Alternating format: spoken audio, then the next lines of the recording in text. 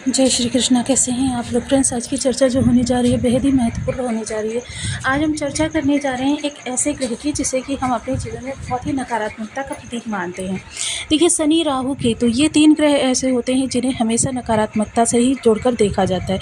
यदि आप अपने किसी मित्र से मिलते हैं और उससे आप अपनी किन्हीं चीज़ों का, विषमताओं का जिक्र करते हैं तो उसके मुँह से अनायास ही निकलता है, अरे भाई ज़रा दिखा लीजिए, कहीं ऐसा तो नहीं आपकी कुंडली में 7.5 या ढैया का निर्माण हो गया हो, या फिर कहीं ऐसा तो नहीं आपके ऊपर राहु की महादशा चल रही हो।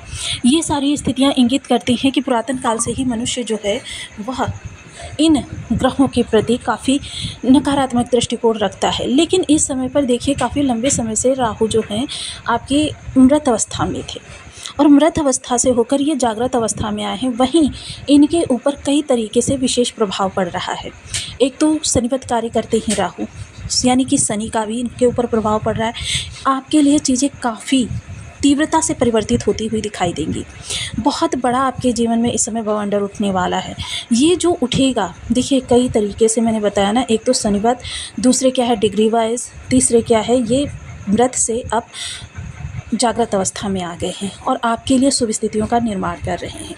तो इन्हीं सब स्थितियों पर पूर्ण चर्चा करेंगे, साथ ही साथ कुछ विशेष उपायों की चर्चा करेंगे, क्योंकि देखिए आप इस चीज़ से इनकार नहीं कर सकते कि आपके जीवन में शुभ क्षणों को लाने के लिए आपको बहुत संघर्ष करना पड़ता है, बहुत प्रयास करने पड़ते हैं। लेकिन आपके जीवन में नकारात्मकता लाने के लिए आपको ना तो प्रयास करना पड़ता है और ना ही आपको कोई निमंत्रण देना पड़ता है, बल्कि ये चीज़ें बिना बुलाए आपके जीवन में प्रवेश कर जाती हैं और आपके लिए विषम परिस्थितियों का निर्माण करती चली जाती हैं। फलतः आप हर तरीके से परेशान, निराश और हताश हो जाते हैं। आपके जीवन में आशा की कोई किरण नहीं बचती है। देखिए, इस समय पर आपके लिए कहाँ से चीज़ें कुछ अच्छी या कहाँ से कुछ चीज़ें कुछ बुरी, और किस भाव से आपके लिए बहुत अच्छा, किस भाव से आपके लिए थोड़ा सा नकारात्मक प्रभाव निकल कर आने वाला है, इन चीज़ों को जानेंगे। साथ ही राहु को शुभता में परिवर्तित करने के कुछ विशेष उपाय जानेंगे। तो बने रहिए हमारे साथ इस वीडियो में एंड तक, आपको बहुत कुछ जानने के लिए मिलेगा। वीडियो बहुत ज्ञानवर्धक होने वाला है। यदि आपके लग्न में 4 नंबर बना हुआ है तो ये राशिफल आपके लिए है। यदि कुंडली में कहीं भी चंद्रमा के साथ 4 नंबर बना हुआ है तो ये राशिफल आपके लिए। कुंडली ना होने की स्थिति में आप इसे नाम राशि से भी देख सकते हैं। यदि अभी तक आपने अपने इस चैनल को सब्सक्राइब नहीं किया है तो प्लीज़ सब्सक्राइब कर लीजिए, वीडियो को लाइक कर दीजिए, चैनल को शेयर कर दीजिए। इससे होगा क्या कि हमारे आने वाले हर वीडियो की नोटिफिकेशन मिल सकेगी आपको सबसे पहले। एक प्यारा सा कमेंट करना बिल्कुल ना भूलें। कमेंट से हमें बहुत मोटिवेशन मिलता है, हौसला मिलता है और ये पता चलता है कि आप और क्या जानना चाहते हैं। तो देखिए, वर्तमान समय जो चल रहा है राहु का, वो आपके अष्टम भाव से चल रहा है। अष्टम भाव किन चीज़ों का होता है? आपकी परेशानियों का होता है, आपके गुप्त धन का होता है, अचानक धन लाभ का होता है, जीवन साथी की इनकम का होता है और साथ ही साथ गुप्त साधनाओं का होता है, रहस्यों का होता है, जो चीज़ें आपके जीवन में अचानक घटित होती हैं। अब देखिए, अगर आपके जीवन में परेशानियां ना हों तो यानी कि जिन कार्यों के लिए आप प्रयास कर रहे हैं वो निर्विघ्न संपन्न होते चले जाएंगे और आप तरक्की की सीढ़ियां चढ़ते चले जाएंगे।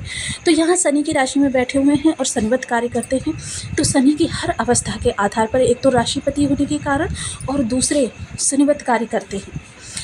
इन कारण से, दोनों ही कारणों से इस समय राहु का शुभ होना निश्चित है। तो देखिए, यहाँ से शुभ प्रभाव देंगे। साथ ही साथ इनकी अगर हम पंचम दृष्टि की चर्चा करें और ये जानें कि राहु किस राशि में जाकर बहुत अच्छे प्रभाव देते हैं, यानी उच्च के प्रभाव देते हैं। राहु कन्या राशि में उच्च के प्रभाव देते हैं और कन्या राशि के स्वामी की ही दूसरी राशि जो है वहाँ पर राहु की पंचम दृष्टि, यानी कि यहाँ से आपके यानी कि विदेश के निवेश या फिर विदेश में जाना या विदेश से जुड़ा हुआ जो भी कार्य है आपका, वो इस समय पर सकारात्मक दृष्टिकोण से अच्छा होता हुआ दिखाई देगा। कोर्ट कचहरी में कोई केस हैं उनके लिए यह समय आपके अनुकूल है। साथ ही साथ आपके इन्वेस्टमेंट के लिए ये समय बहुत उत्तम है। आपकी नींदों के लिए यह समय काल बहुत अच्छा है और नींदें तभी अच्छी होती हैं जब आपकी समस्त परेशानियों का कहीं ना कहीं से आपको राहत मिल जाए। तो ये राहत का समय काल कहाँ से आ सकता है? सप्तम दृष्टि की अगर चर्चा करें तो ये थोड़ी सी नकारात्मक है आपके लिए, क्योंकि ये धन भाव है, वाणी का भाव है, कुटुंब का भाव है, संचित धन का भाव है। साथ ही साथ आपकी प्रारंभिक एजुकेशन यहाँ से देखते हैं। इसके अलावा आपका जो भी रास्ता होता है पैतृक संपत्ति तक जाने का, वो रास्ता यहाँ से देखा जाता है कि पैतृक संपत्ति आपको विवादों के साथ मिलेगी, पैतृक संपत्ति आपको निर्विघ्न रूप से मिल जाएगी, या पैतृक संपत्ति से संबंधित कोई विवाद आपको इस समय पर झेलना पड़ेगा। ये सारी चीज़ें जो हैं आपके जीवन में नकारात्मकता या सकारात्मकता को दर्शाती हुई दिखाई देंगी। अब यहाँ पर देखिए, नंबर बना हुआ है 5 और 5 और राहु, यानी कि सूर्य और राहु का जब भी मिलन होता है ग्रहण दोष में बनता है। कभी भी चीज़ें आपको पूर्ण रूपेण नहीं प्राप्त होती। तो यहाँ से प्रति आप सतर्क रहिए और लास्ट में जो हम उपाय बताएंगे उनको करते रहिए, आपको शुभ लाभ प्राप्त होते रहेंगे। यहाँ आपके सुख भाव पर इस समय पर शनि की नवम दृष्टि। एक चीज़ तो ये जान लीजिए कि राहु की नवम दृष्टि होती है वो गुरुवत होती है, यानी कि अमृत भरा होता है राहु की इस दृष्टि में, और साथ ही साथ ये सुख भाव पर पड़ रही है। तो इस समय माता को इस समय काफ़ी प्रसन्नता हो सकती है, माता को कहीं से धन लाभ भी हो सकता है।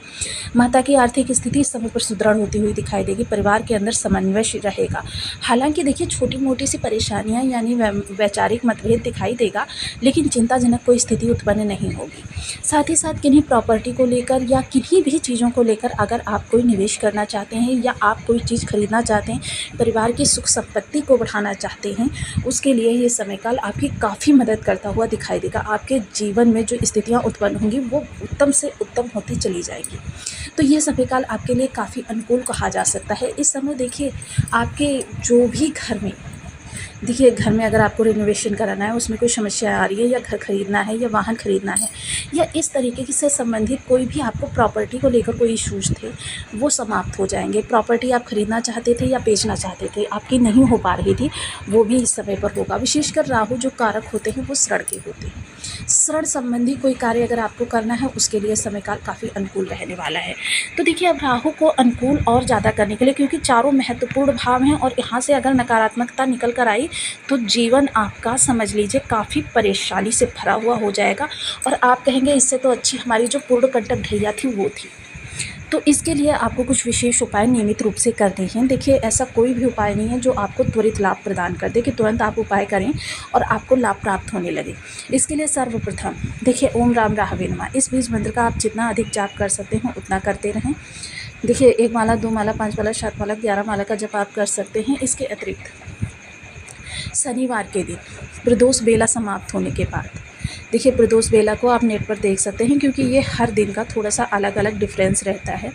समाप्त होने के बाद एक घृत का दीपक लीजिए, घृत के दीपक में थोड़ी सी चीनी डाल लीजिए, इसका विधिवत पूजन कर लीजिए। और पीपल वृक्ष, ये वही पीपल का वृक्ष होता है जो मंदिरों में लगा होता है, ऐसा नहीं किसी भी वृक्ष पर आप रख के चले आएँ। पीपल के वृक्ष पर श्रद्धापूर्वक रख कर आइए और राहुदेव से प्रार्थना कीजिए कि आपकी नकारात्मकता को वो दूर करें। आप तीसरे शनिवार से ही इसके प्रभाव देखने मिल जाएंगे आपको। इसके अतिरिक्त सफाई कर्मी को समय समय पर आप कुछ चीज़ें उसकी ज़रूरत की हो सकती है, मेडिसिन हो सकती है, शिक्षा हो सकती है, कपड़े इत्यादि हो सकते हैं, अगर देते रहेंगे तो आपके जीवन में सकारात्मकता आती रहेगी, आपकी विषमताएं सारी समाप्त हो जाएंगी। तो आपको वीडियो कैसी लगी मुझे कमेंट बॉक्स में ज़रूर बताएं। चैनल पर न्यू है तो प्लीज़ वीडियो को लाइक शेयर, चैनल को सब्सक्राइब करना बिल्कुल ना भूलें। मिलती हूँ नेक्स्ट वीडियो में, तब तक के लिए नमस्कार। अपना ध्यान रखें, स्वस्थ रहें, मस्त रहें।